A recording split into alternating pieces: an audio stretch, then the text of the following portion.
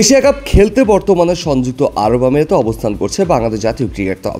আজ নিজেদের প্রথম ম্যাচে হংকংয়ের মুখোমুখি হবে টাইগাররা। তার আগে সংবাদ সম্মেলনে দলীয় পরিকল্পনা ও প্রস্তুতি নিয়ে কথা বলেন দলীয় অধিনায়ক লিটন কুমার দাস।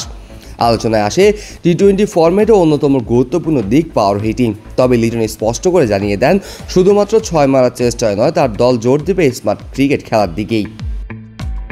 কিন্তু কথা হচ্ছে, বাংলাদেশ যেই মাঠে খেলবে সেই মাঠে অর্থাৎ শেখ জায়েদ স্টেডিয়ামে বাংলাদেশ অতীত রেকর্ড কি বলছে। বাংলাদেশ দলের শেখ জায়েদ স্টেডিয়ামে টি-20 অভিষেক হয় 2021 সালে ইংল্যান্ডের বিপক্ষে।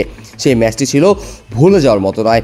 মাত্র 124 রান তুলতে 9 উইকেট হারিয়ে বসেছিল টাইগাররা। জবাবে ইংল্যান্ড জয় তুলে নেয় 8 উইকেট হাতে রেখেই। এরপর দ্বিতীয় ম্যাচের প্রতিপক্ষ ছিল শক্তিশালী দক্ষিণ আফ্রিকা, কিন্তু সেদিনও বাংলাদেশের ভাগ্যে জয় জোটেনি।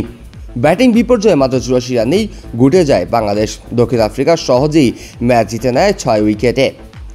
সব মিলে এই শেখ জায়েদ স্টেডিয়ামে বাংলাদেশের কোনো সুখকর স্মৃতি নেই, কিন্তু এখন বাংলাদেশ বদলে গিয়েছে। বাংলাদেশ এখন নতুনভাবে নিজেদের চেনায়।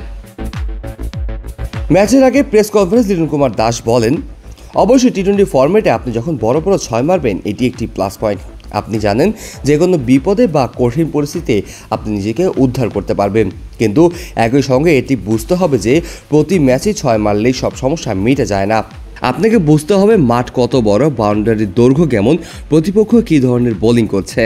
ওয়ালটন এখন দেশের সীমানা পেরিয়ে পৌঁছে গিয়েছে 50টিরও বেশি দেশে। ওয়ালটন, ঘরে ঘরে বিশ্বজুড়ে। তিনি আরও যোগ করেন, আমার মতে আমাদের স্মার্ট ক্রিকেট খেলতে হবে, মানে ম্যাচের পরিস্থিতি অনুযায়ী খেলতে হবে। ব্যাটারদের উচিত শুধু 6 মারার চিন্তায় না গিয়ে সময় বুঝে সিঙ্গেল, ডাবলস ও বাউন্ডারি খোঁজা। এখন দেখার বিষয় হচ্ছে বাংলাদেশ আজকের ম্যাচে কীরকম করে। শেখ জায়েদ স্টেডিয়ামে অতীত সাফল্য না থাকলেও এবার ভিন্ন রূপে দেখতে চায় বাংলাদেশ দল। পাওয়ার হিটিং, পরিস্থিতি বুঝে খেলা, এই মঞ্চেই দীক্ষিত হয়ে মাঠে নামে লিটনের বাহিনী। হংকংয়ের বিপক্ষে জয় দিয়ে এশিয়া কাপ মিশন শুরু হলে সে হতাশার ইতিহাস হয়তো একটু একটু করে খোঁচাতে শুরু করবে। এখন দেখার বিষয় বাংলাদেশ আজকের ম্যাচে কি করে এবং কিভাবে জয় তুলে নেয়।